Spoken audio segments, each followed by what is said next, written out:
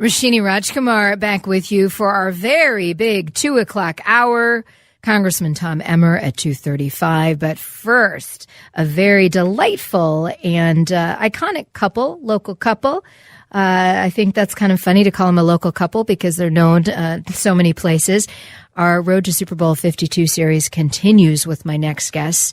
They are Diane Page, Executive Director of the Page Education Foundation, and Alan Page, NFL Hall of Famer, part of the Purple People Eaters from the 70s, and a retired Supreme Court Justice. Thank you both for coming in today. Well, thank you for having us. Thank you for having us. You know, I'm delighted, Diane, to have you in for the first time. I've interviewed your husband before, but it's great to see you both. And you have a very big part that you're playing in this TESTIFY exhibit that is happening at the main public library in Hennepin County in Minneapolis. Give us a little background about this exhibit. Well, it's been our dream for over 30 years. We've been collecting African-American art and artifacts, and we've always wanted to share it with the public. And there was an opening at the library for a 1-month period of time that would hit over Martin Luther King Jr.'s birthday, as well as the Super Bowl. And so TESTIFY was installed. Our daughter Georgie is the project manager, and I have to give her a lot of credit for the incredible exhibit. But it'll be up at the Minneapolis Central Library from January. It went up last Monday, January 8th to February 6th, and we're very excited about it. Which is covering some great time, Justice Page, while all these people are also in town for the Super Bowl and for the events leading up. Well, it gives us an opportunity to share it with this community, but with the world community, really, because of the Super Bowl's presence. Now, there are some things in the exhibit, some of the artifacts that you've collected that, you know, when I read some of the list, you know, they're shocking. They kind of break your heart. One of those things, a slave collar used in Virginia in the 1820s. Tell us about that one. Well, there are articles of oppression, but there are also some articles of expression which are really uplifting and beautiful. The slave collar was something we acquired in Florida. It's from Virginia, 1792. The 1790s, used in the slave trade to control people, to control human beings, to subjugate real, live human beings. And the thing about it, and one of the reasons I think it's important to be in the show, is it's one thing to hear about slavery. It's something else again to see the fruits of slavery, to see what slavery was all about. And I can't think of anything that sort of makes that more real. Right. And you talked about some of the uplifting and expressive things. I was really interested to hear about the testification station. Yes. Diane, tell us about that. That is so great. We have in the center of the gallery, the exhibit's in the Cargill Gallery, and in the center of the gallery, we have Alan's stand-up desk from when he was a Supreme Court Justice.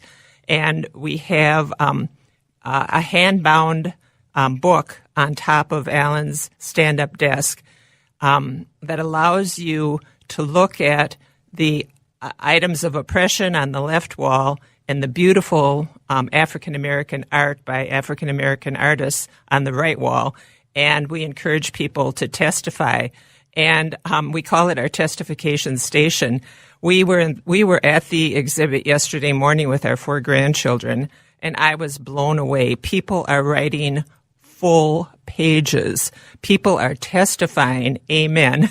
And it's reading their, their little mini essays. Reading them is so moving.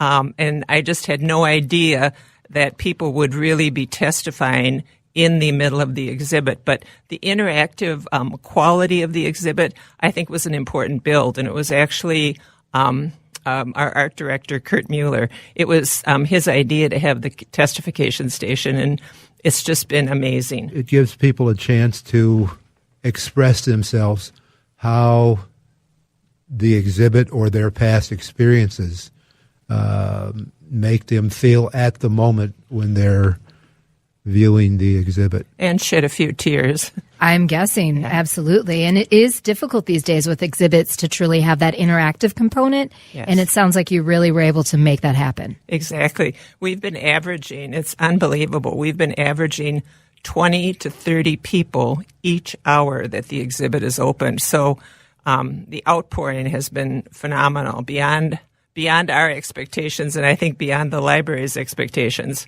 I am talking with Diane and Alan Page. You can too. Give us a text, 81807. We're talking about Testify, Americana from Slavery to Today.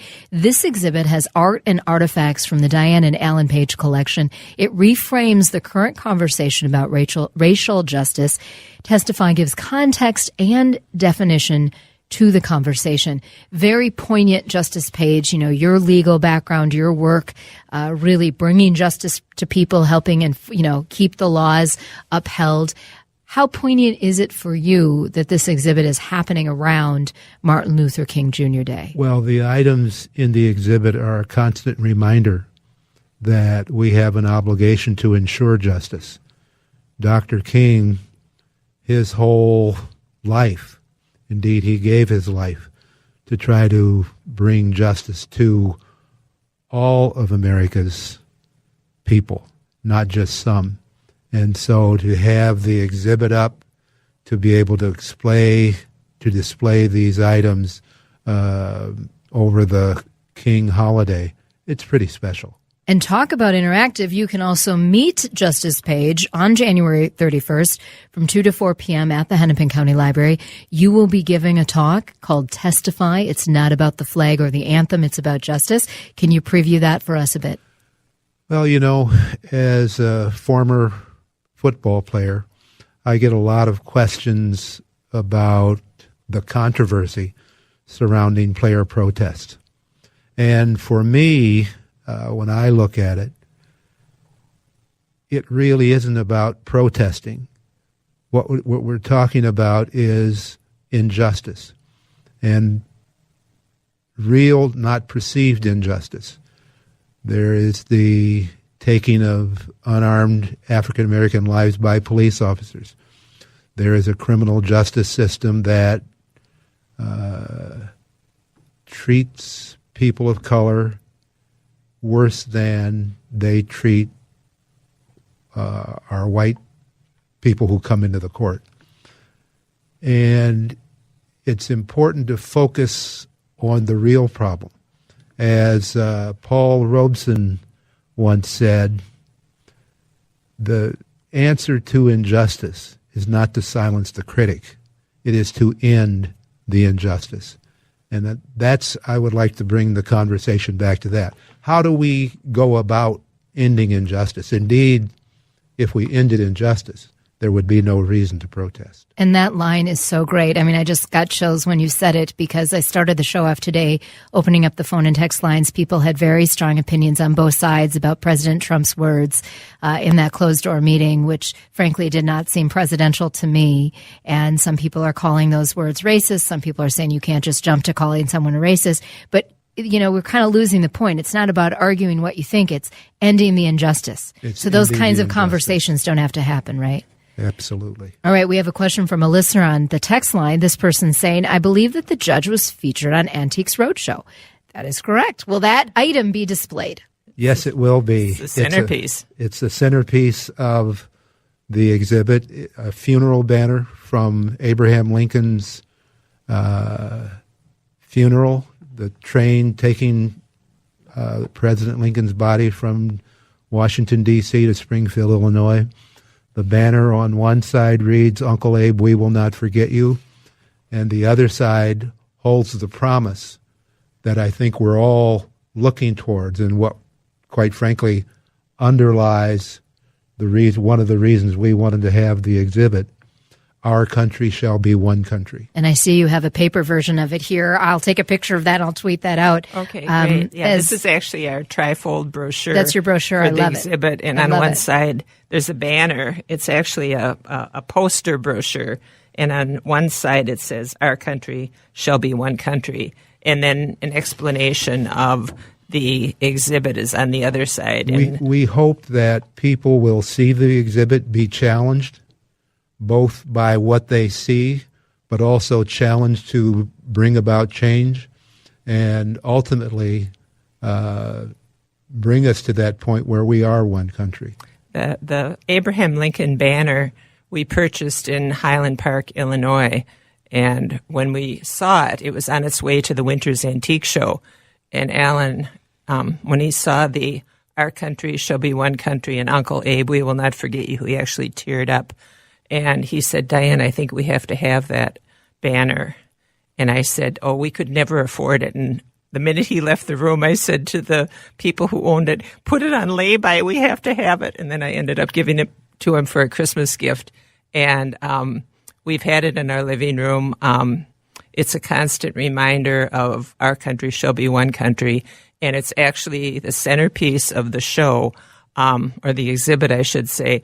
And when you walk in, it's one of the first things you see. We have it mounted in a plexiglass case on a beautiful mounting, so it stands up, and it actually has a lit. We didn't light it, but there's a pig metal torch on the top that when the family from New Hampshire carried it down to wave at the train carrying Abraham Lincoln's casket, the torch on top of the sign was lit. So it's very moving. Well, it actually, when you're in its presence, it transports you back to 1865, to the time of the end of the Civil War. I mean, it literally does that.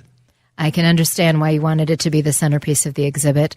I can't wait to see that banner, and all of you can see it too. The exhibit, Testify, is open at the main Hennepin County Library, Minneapolis Central, 300 Nicollet Mall, through February 6th.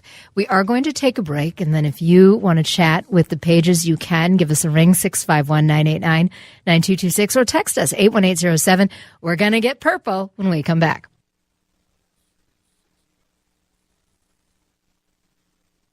Roshini Rajkumar with you. We are chatting with Diane and Alan Page about the Testify exhibit. You can check it out through February 6th. You can also read about it in the latest Sports Illustrated. It's getting some really good ink and airtime, which is fabulous. Well, now we need to talk about the matter at hand, Pages. It is an important day. It's an important few weeks for Minnesota. And a fun fact about Justice Alan Page is that he was one of 11 players to have played in all 4 Super Bowls that the Vikings were in. But Justice Page, that was back in the 70s, my friend. That's true. Hopefully we will put an end to that statistic that I've played in all of the Super Bowls that the Vikings went to. So let me ask you, and it could be, kind of a hard question to answer. Eric Nelson, I chatted with him earlier. He's a big NFL guy, one of our hosts. He said it's really either, Super Bowl trophy or bust. That trophy, the ring, has eluded this team, even those 4 games that you played in. I mean, how painful was that to go 4 times and not win? Well, I have to tell you, losing, I wasn't always the best loser. So whether it was, quite frankly, a preseason game, a regular season game, postseason game, or the Super Bowl, a loss is a loss, and they're all painful. They're all extremely painful. But weren't those 4 just even more painful? My approach to the game was to play as well and as hard as I could and do the best that I could. And so when I say this, I don't mean to Honey, the fans don't want to hear that. You want me to lie?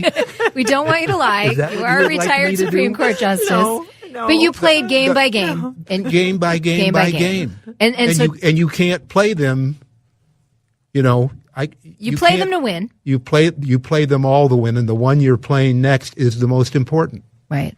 And the fact that, 4 of those losses were Super Bowls Painful, of course. Right. But there was a lot of pain along the way. But do you still have some pride that you were in those 4 games? You know, I get my enjoyment from my past football life, from having played. That we played in 4 Super Bowls, I mean, that's great. But it's really about the people. It's about the experience. And would I like that experience to have turned out differently for those 4 games? Of course. But the reality is that, you know, and this the fans really don't want to hear because nobody wants to hear it, but we learn more from losing than we do from winning. Okay, And well, let's get some up news. The Vikings are going to win today. All right, so. yeah, let's talk about this, Diane. What's your professional assessment, Diane, of today's game against the Saints? They're going to win because they've had the extra week of rest, and it's the home game.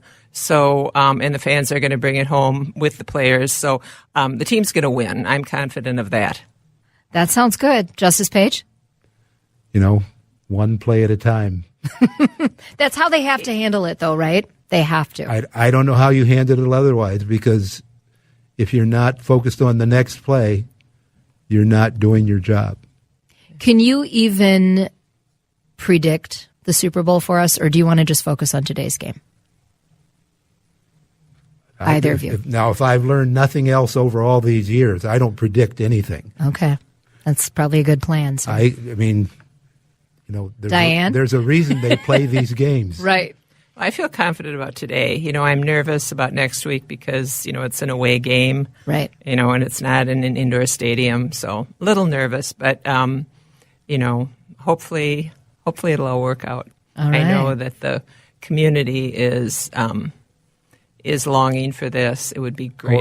It would be fantastic. It would be great for our community. It'd be just phenomenal. Wonderful, yeah. So I have to, before you leave us, I have to see if we can, the real answer is to this, I don't know if it's a myth, I don't know if it's misreporting, I don't know. But yeah, you are a fellow runner. You were the first NFL player to run a marathon, Justice Page.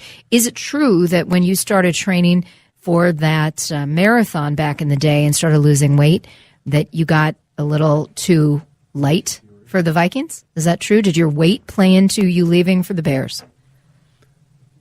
You're asking the wrong person. I don't know what played into that. Okay. I just had to ask. I came assume upon it didn't this. Help. Okay. All right. Because at one point you were a hefty guy. Well, I'm still hefty enough. Well, I'll just say he was the leading tackler on the defense when he left, so we'll just leave it at that. All right. I love it. Spoken like a great wife. I love it. All right. Well, we'll let you get in the last word, Alan Page. What are your thoughts to Vikings fans today? The only thing that comes to mind is Skol. I love it. Alan Page, Diane Page, such a pleasure to have you in studio. Good luck with the Testify exhibit. I'll get out there and check it out. Great. People can look at it through February 6th. You can hear Justice Page speak on January 31st there at the library from 2 to 4 p.m. So good luck. Thank you. Thank you. All right, we'll take a break.